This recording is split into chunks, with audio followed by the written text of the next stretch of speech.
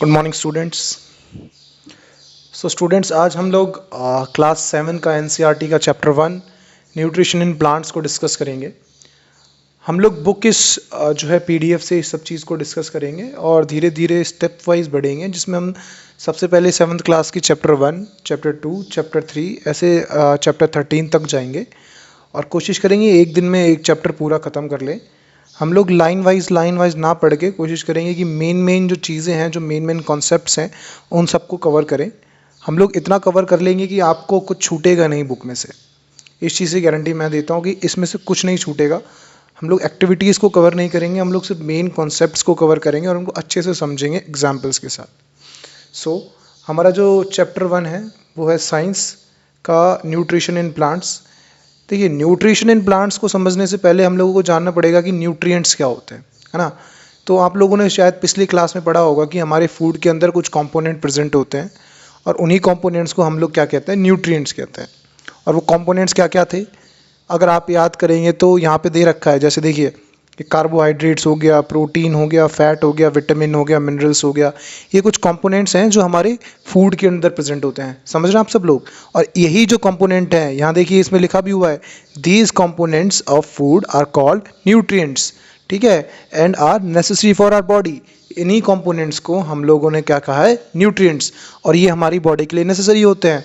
क्यों होते हैं नेसेसरी? देखिए, जो कार्बोहाइड्रेट है वो हमारी बॉडी को क्या देता है, एनर्जी देता है, हमें एनर्जी मिलती है काम करने की। प्रोटीन हमारी मसल बिल्डिंग में काम करता है, फैट भी हमें एनर्जी देता है। विटामिन क्या करते हैं, हमें जो है डिफिशियंसी डिजीज़ है उनसे बचाते हैं। वैसे ही सबके अपने अपने काम हैं, ठीक है, समझिए।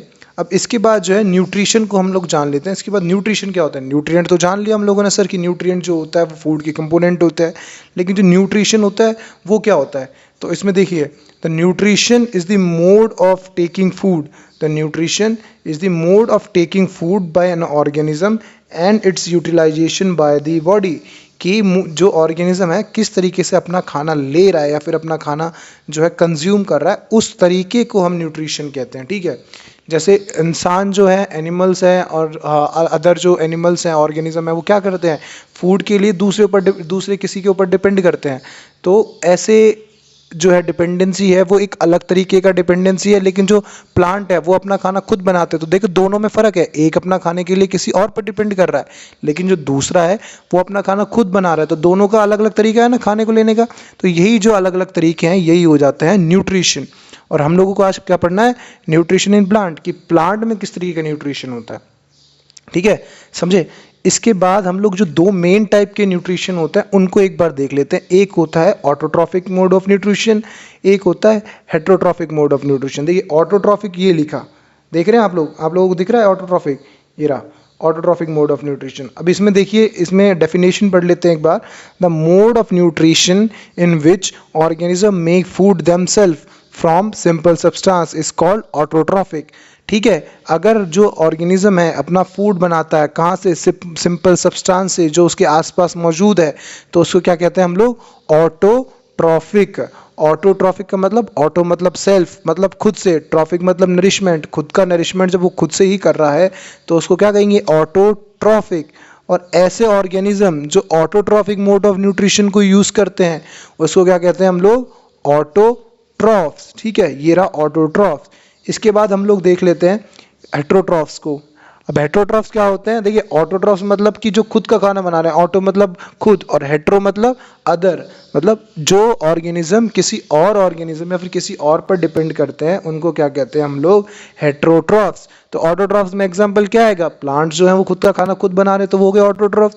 और हेट्रोट्रॉफ्स में क्या है, हेट्रोट्रॉफ्स में जो है एनिमल्स जो हैं वो खुद का खाना खुद नहीं बनाते, दूसरे के ऊपर डिपेंड करते हैं, इसलिए वो क्या हो गए, हेट्रोट्रॉफ्स। समझ गए आप।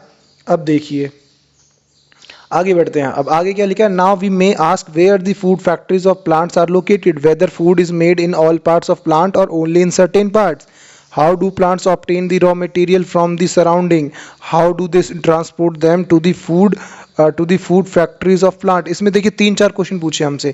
पहला कि जो प्लांट की फूड फैक्ट्रीज है वो कहाँ होती है, समझे। और प्लांट जो है अपना दूसरा है how plant obtain the raw material from the surrounding, raw material कैसे प्लांट अपने सराउंडिंग से लेता है। तीसरा जो है वो ले तो लिया उसने अपना जो है रॉ मटेरियल, उसके बाद जो फूड फैक्ट्रीज हैं उन्होंने जो फूड बनाया है वो प्लांट के अंदर कैसे ट्रांसपोर्ट होता है जहाँ से फूड बना है वहाँ से।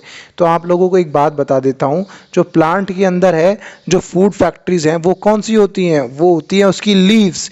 लीव्स जो होते हैं प्लांट के अंदर उसकी फूड फैक्ट्रीज होती हैं, समझिए आप। अब इसके बाद जो है जो रॉ मटेरियल, यहाँ देखिए रॉ मटेरियल कौन कौन सा है लीफ को जो चाहिए खाना बनाने के लिए, वो है देखिए वाटर, मिनरल्स जो है सॉइल के अंदर जो प्रेजेंट होते हैं वो एक तो लीव्स को चाहिए, उसके बाद क्या चाहिए उनको, कार्बन डाइऑक्साइड चाहिए और सनलाइट चाहिए, समझे आप। तो देखिए वाटर मिनरल तो ले लिया उसने सॉइल से, अब सॉइल के बाद क्या था, कार्बन डाइऑक्साइड थी, कार्बन डाइऑक्साइड उसने कहाँ से लिया, अपने सराउंडिंग से ले लिया जो आसपास है। और कार्बन डाइऑक्साइड के बाद जो सनलाइट है, सनलाइट कहाँ से लिया उसने, सनलाइट जो है उसने सन से लिया। अब पूछेंगे सर आपने ये कैसे, जो ये ले तो लिया इसने, अब इसको यूज़ कैसे करेगा। तो देखिए यहाँ पे एक स्टोमेटा वर्ड दे रखा है। ये जो स्टोमेटा होता है ये लीव्स के अंदर छोटे छोटे पोर्स होते हैं, मतलब छोटे छोटे छेद होते हैं। तो वही जो छेद होते हैं, देखिए यहाँ मैं आपको दिखा देता हूँ एक बार।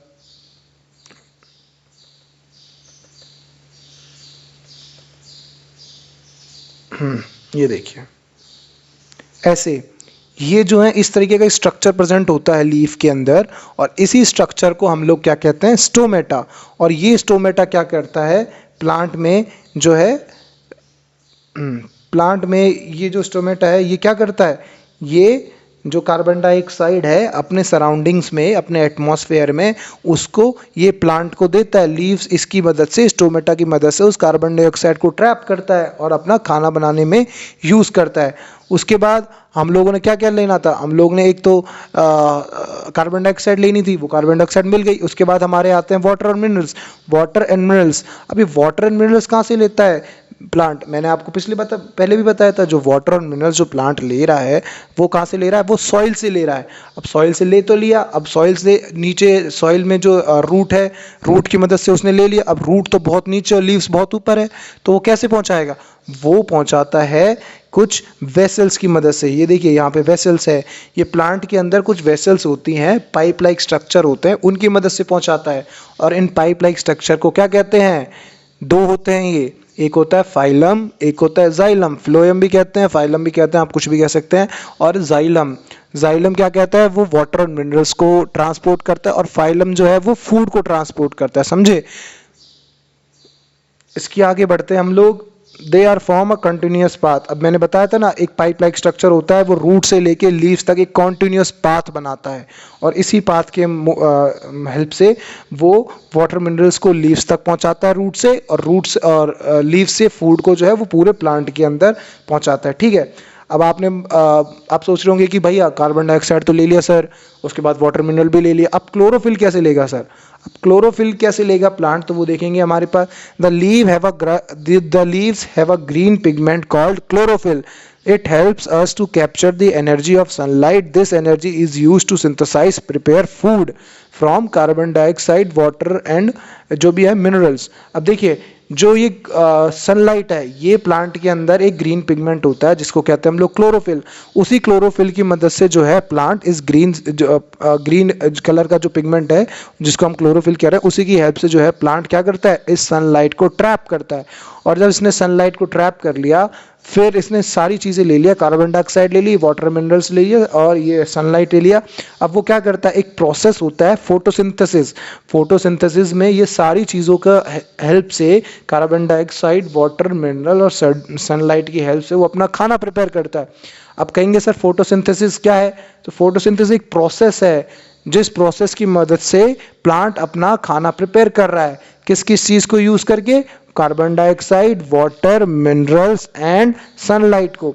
अब फोटोसिंथेसिस के बारे में भी देख लेते हैं. फोटोसिंथेसिस में देखिए दो पार्ट से बनता है फोटोसिंथेसिस. फोटो मतलब लाइट, सिंथेसिस मतलब कंबाइन.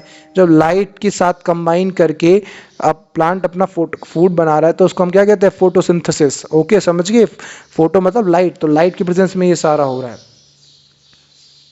अब इसमें ज़्यादा कुछ नहीं है देखने के लिए यहाँ पे, बस इसमें बता रखा है कि जो सन है वो अल्टीमेट सोर्स है एनर्जी का, जिसके बिना हम लोग सर्वाइव नहीं कर पाएंगे। क्यों?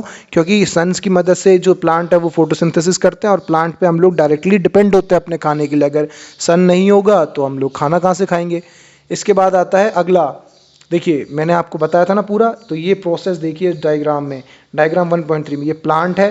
अब ये लाइट एनर्जी कहाँ से आ रही है, जो क्लोरोफिल जो सनलाइट है वो आ रही है सन से, सन से लीफ पे पड़ रही है, लीफ ग्रीन कलर की है, ग्रीन कलर में क्या होता है, क्लोरोफिल होता है। अब ये क्लोरोफिल की मदद से इसने सनलाइट को ट्रैप कर लिया प्लांट ने। कार्बन डाइऑक्साइड देखिए कहाँ पे है, कार्बन डाइऑक्साइड यहाँ पे है इसके एटमॉस्फेयर में, एटमॉस्फेयर से इसने कार्बन डाइऑक्साइड ले लिया। वाटर मिनरल्स देखिए नीचे रूट से इसने वाटर मिनरल्स ले लिया। अब इसने क्या किया, अब यहाँ पे एक इक्वेशन है देखिए, carbon dioxide plus water in the presence of sunlight. ये देखिए यहाँ पे सनलाइट है, थोड़ा कटा हुआ है लेकिन ये सनलाइट है, और सनलाइट किसकी मदद से ली, क्लोरोफिल की मदद से। तो इसने कार्बन डाइऑक्साइड ली थी और वाटर लिया था, दोनों को यूज़ किया सनलाइट की प्रेजेंस में क्लोरोफिल की मदद से। तो इसने क्या दिया हमें, कार्बोहाइड्रेट। कार्बोहाइड्रेट क्या है, जो फूड प्लांट ने बनाया अपने लिए, कार्बोहाइड्रेट प्लांट ने अपने पास रख लिया। और ये ऑक्सीजन, ऑक्सीजन को इसने एटमॉस्फेयर में रिलीज कर दिया। तभी आपने सुना होगा कि जो प्लांट है वो कार्बन डाइऑक्साइड को लेता है और क्या करता है, हमारे लिए ऑक्सीजन देता है। तो यहाँ देखिए इसने कार्बन डाइऑक्साइड तो लिया, आपने ऊपर देख रहे हैं, और क्या दिया हमें, ऑक्सीजन, ये इसने हमें दे दिया। और जो कार्बोहाइड्रेट है वो इसने क्या किया, ये अपने पास फूड की फॉर्म में रख लिया। तो एक इम्पॉर्टेंट क्वेश्चन ये आता है कि जो प्लांट है वो फूड को किस फॉर्म में स्टोर करता है। प्लांट फूड को जो है स्टार्च के फॉर्म में स्टोर करता है, और स्टार्च जो है वो एक कार्बोहाइड्रेट ही होता है। समझ गए आप। अब देखिए ये जो है फिगर 1.2 में दिखा रखा है, ये लीफ है, लीफ के अंदर छोटे छोटे पोर्स होते हैं जिनको क्या कहते हैं हम लोग, स्टोमेटा। और स्टोमेटा कुछ ऐसा दिखता है, ये देखिए बीच में ये जो दिख रहा है ना आपको, ये है स्टोमेटल ओपनिंग। और ये जो साइड में जो दिख रहा है ना, ये है आपका गार्ड सेल्स, जो स्टोमेटा को गार्ड करता है। समझ गए आप। ये देखिए यहाँ पे है, ये देखिए गार्ड सेल्स दिखा रखे हैं, ये स्टोमेटा दिखा रखा है, ओपनिंग दिखा रखी है। अब ये देखिए ग्रीन कलर का पिगमेंट है, ये क्लोरोफिल, ये भी दिखा रखा है।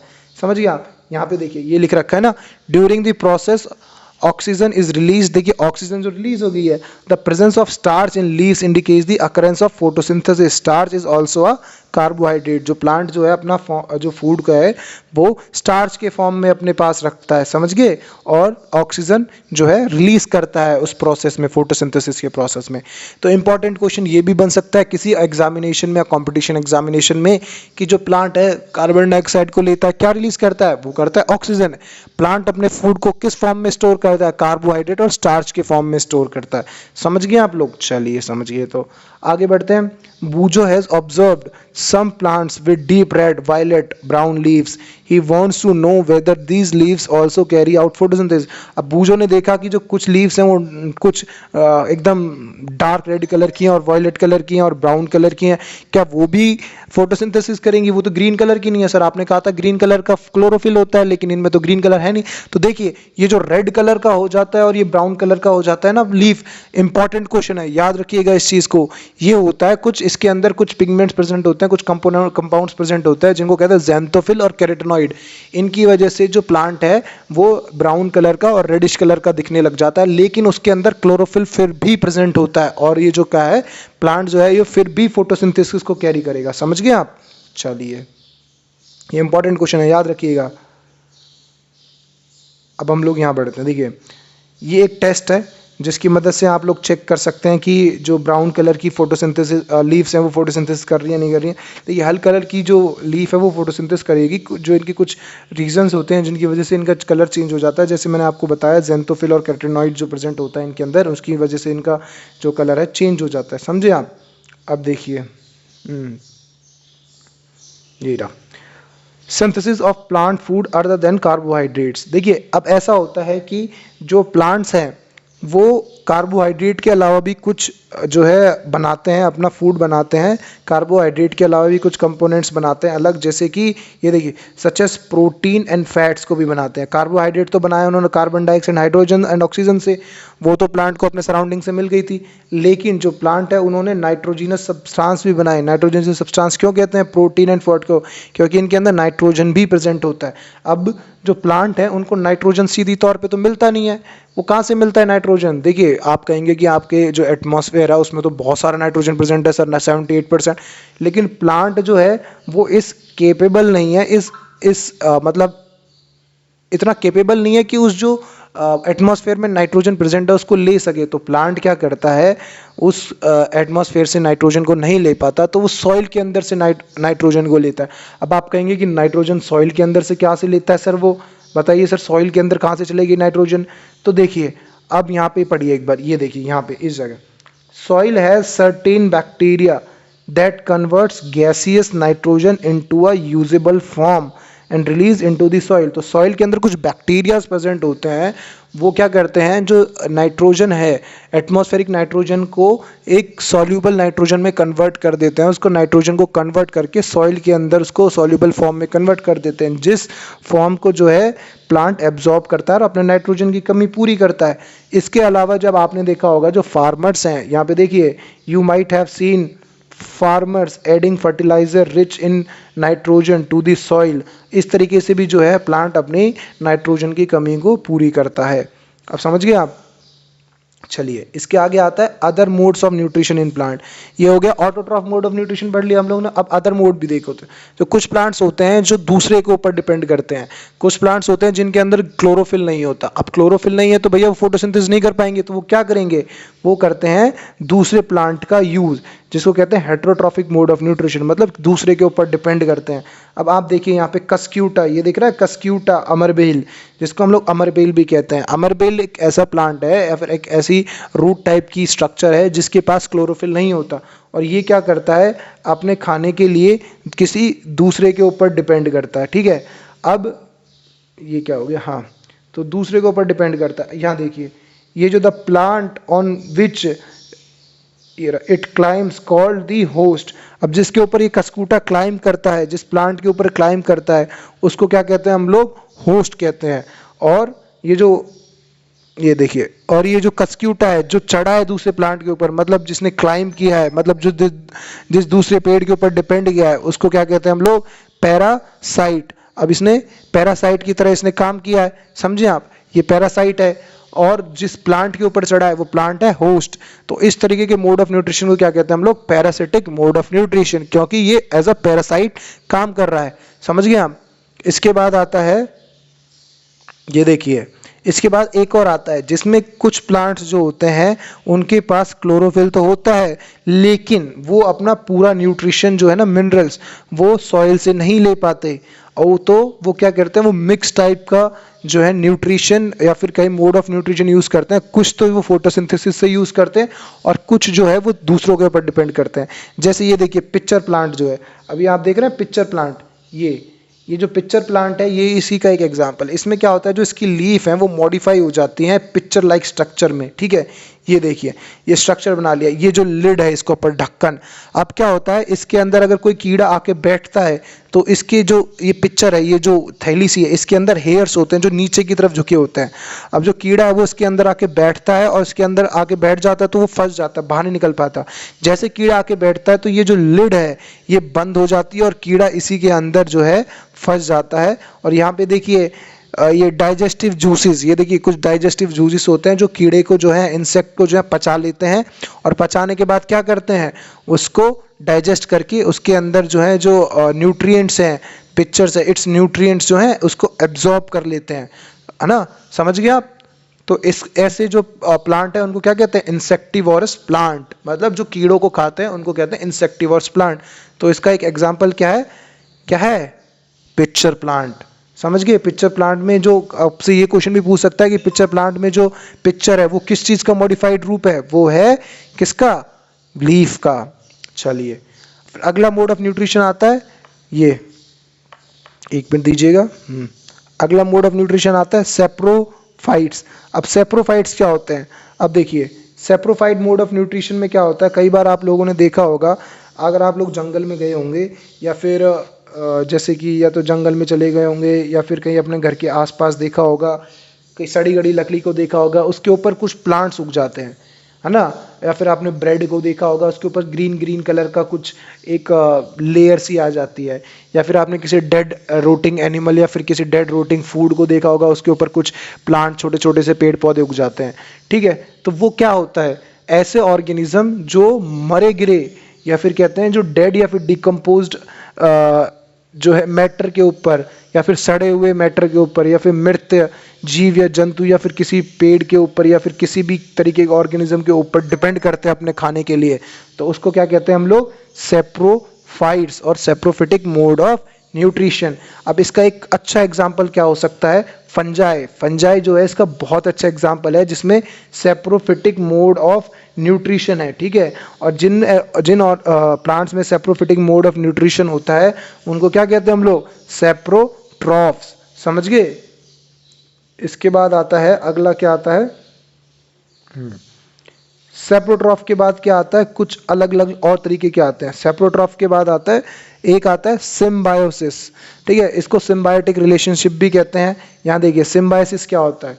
और सिम्बायोसिस के बारे में हम अगर बात करते हैं तो सिम्बायोसिस में एक प्लांट और या फिर कोई भी दो ऑर्गेनिज्म जो होते हैं आपस में म्यूचुअली बेनिफिटेड होते हैं।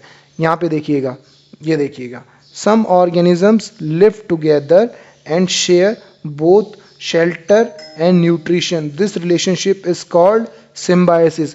जब दो ऑर्गेनिज्म साथ रह रहे हों और या तो शेल्टर या फिर न्यूट्रिशन दोनों आपस में एक दूसरे से म्यूचुअली बेनिफिटेड हो। भाई मैं किसी के साथ रह रहा हूँ तो मैं उससे भी फ़ायदा ले रहा हूँ और वो मेरे को भी फ़ायदा दे रहा है, या फिर मैं उसको भी फ़ायदा दे रहा हूँ, तो हम दोनों एक दूसरे से फ़ायदा ले रहे हैं। इसका मतलब क्या है, हम सिम्बायोसिस कर रहे हैं, हम लोगों में सिम्बायोसिस है, या फिर सिम्बायोटिक नहीं, सिम्बायोसिस है। ठीक है, हम दूसरों एक दूसरे के ऊपर डिपेंड कर रहे हैं, मैं उससे न्यूट्रिशन ले रहा हूँ, वो मेरे से कुछ बदले में ले रहा है। इसको हम एक सिंपल एग्जांपल की मदद से समझ सकते हैं। आप लोगों ने बटरफ्लाई देखा होगा, है ना, या फिर बटरफ्लाई की जगह सकते हैं अपने जो बीज होती हैं, बीज देखी होंगी, तो बीज क्या करती है, फ्लावर के ऊपर जाती है, वहां से नेक्टर लेती हैं और उसके बदले में वो फ्लावर के जो है पॉलिनेशन में फ्लावर की मदद करती हैं। तो फ्लावर की मदद हो गई पॉलिनेशन के रूप में और बीज की मदद हो गई फ्लावर से जो मिला है नेक्टर के रूप में। ठीक है, अब सिम्बायोसिस में देखिए, ये रहा सिम्बायोसिस का कुछ एग्जाम्पल पढ़ लेते हैं, जिसमें देखिए certain fungi live inside the roots of the plant provide nutrition to the fungus and in return the fungus provide water and certain nutrients।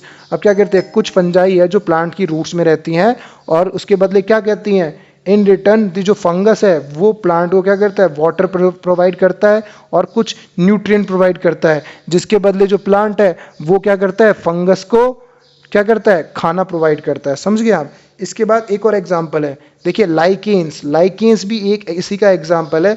Lichens में क्या होता है, एक क्लोरोफिल कंटेनिंग पार्टनर होता है, एक ऐसा पार्टनर होता है, दो पार्टनर में से मैंने कहा था ना दो पार्टनर साथ रहते हैं, तो एक ऐसा पार्टनर होता है जिसके अंदर क्लोरोफिल होते हैं और इस केस में जो लाइकेन्स के केस में वो पार्टनर है एक एल्गा और जो दूसरा पार्टनर है वो है फंगस। ये जो एल्गा और फंगस दोनों साथ रहते हैं, जो एल्गा है वो पार्टनर है जिसके अंदर क्लोरोफिल है और जो फंगस है वो क्या करता है, एल्गा को शेल्टर प्रोवाइड करता है, मतलब घर दे रहा है और वाटर दे रहा है और मिनरल्स दे रहा है। इसके बदले में जो एल्गा क्या है, वो अपने क्लोरोफिल की मदद से फोटोसिंथेसिस करता है और उसको क्या करता है, फंगस को फूड प्रोवाइड करता है। आप समझ गए, तो यही है लाइकेन्स। इसके बाद आता है how nutrients are replenished in soil.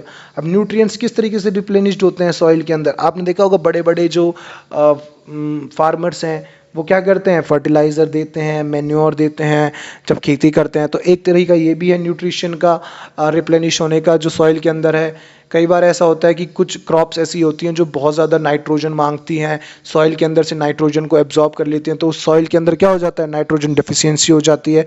लेकिन जो फार्मर्स हैं उसके ऊपर नाइट्रोजन को ऐड और करते हैं, फर्टिलाइज़र ऐड करते हैं, उस फर्टिलाइज़र ऐड कर देते हैं, तो उससे क्या होता है, जो सॉइल है उसके अंदर नाइट्रोजन की जो कमी हुई थी वो दोबारा से पूर्ति हो जाती है। इसके बाद क्या आता है, जो कुछ बैक्टीरियाज हैं वो भी यही काम करते हैं। जैसे for example the bacteria called rhizobium, बहुत इंपॉर्टेंट है ये चीज़, इसको पढ़िएगा। राइजोबियम क्या करता है, the bacterium called rhizobium can take atmospheric nitrogen and convert into a usable form. देखिए जो राइजोबियम है वो एटमॉस्फेयर से नाइट्रोजन को लेता है और उसको सॉइल के अंदर ऐसे यूजेबल फॉर्म में कन्वर्ट करके सॉइल के अंदर छोड़ देता है जिससे प्लांट उसको ले सके। समझ गए। अब जो राइजोबियम है वो नाइट्रोजन को तो फिक्स कर रहा है, नाइट्रोजन दे रहा है, बदले में प्लांट से वो क्या कर रहा है, वो प्लांट से फूड ले रहा है। और राइजोबियम जो है ना वो लिग्यूमिनस प्लांट्स के रूट्स में ज़्यादातर पाया जाता है। लिग्यूमिनस प्लांट मतलब जो नहीं होते, जैसे चने हो गए, मूंग हो गई, बीन्स हो गई, ये जो दालें हैं ज़्यादातर, या फिर जो है ऐसी क्या कह सकते, लिग्यूमिनस मतलब पतली पतली सी जो जड़ें होती है ना, जिनमें हम लोग देखते हैं, जैसे आपने चने का पेड़ देखा होगा उसके अंदर जड़ें देखी होंगी, वैसी जड़ें वाले पेड़ों को हम लोग लिग्यूमिनस प्लांट कहते हैं। ज़्यादातर जो जो पल्सेस हैं, दालें हैं, उनके अंदर ऐसी चीज़ों के अंदर, ऐसी प्लांट्स की रूट्स के अंदर जो है हम लोगों को राइजोबियम देखने के लिए मिल जाता है। समझिए आप। इसके बाद आता है, ये देखिए लास्ट में जो दाल मैंने बताया था ना आपको, most of the pulses obtained from the leguminous plant. समझ गए आप, जो ज़्यादातर दाल है वो लिग्यूमिनस प्लांट से मिलती है, और इनके अंदर जो हमें क्या मिल जाता है, हमें मिल जाता है राइजोबियम प्रेजेंट। राइजोबियम क्या कर रहा है, नाइट्रोजन को फिक्स कर रहा है, एटमॉस्फेरिक नाइट्रोजन को, यूजेबल नाइट्रोजन में। उसके बाद क्या आता है, ऑटोट्रॉफ्स तो हम लोगों ने पढ़ लिया। ऑटोट्रॉफ्स हैं जो अपना खाना खुद बना रहे हैं। सेप्रोट्रॉफ्स हैं जो डेड मटेरियल पे डिपेंड कर रहे हैं। उसके बाद इंसेक्टिवर्स प्लांट है जो इंसेक्ट्स को कैप्चर करते हैं। फिर जो हेट्रोट्रॉफ्स हैं जो दूसरों के ऊपर डिपेंड करते हैं। समझिए। फिर कीवर्ड्स हैं, देख लीजिए, ये कीवर्ड्स को चेक कर लीजिए। अगर हम लोगों को ये सारे समझ में आ जाते हैं, मतलब हम लोगों ने चैप्टर अच्छे से कर लिया। ऑटोट्रॉफिक मोड ऑफ न्यूट्रिशन हम लोगों ने पढ़ लिया, क्या होता है, जो खुद पर डिपेंड करते हैं खाने के लिए। क्लोरोफिल सनलाइट को ट्रैप करने में मदद करता है। हेट्रोट्रॉफ जो दूसरे के ऊपर डिपेंड करते हैं। होस्ट वो होता है जब एक ऑर्गेनिज्म दूसरे के ऊपर डिपेंड कर रहा है, और वो जिसके ऊपर डिपेंड कर रहा है उसको कहते हैं होस्ट, और जो ऑर्गेनिज्म है उसको कहते हैं हम लोग क्या, पैरासाइट। ये रहा पैरासाइट। न्यूट्रिशन वो है किस तरीके से प्लांट अपना खाना ले रहा है। न्यूट्रिएंट जो कंपोनेंट है फूड के, उनको न्यूट्रिएंट्स कहते हैं। इंसेक्टिवोर ऐसे प्लांट जो इंसेक्ट्स को खा के जिंदा है।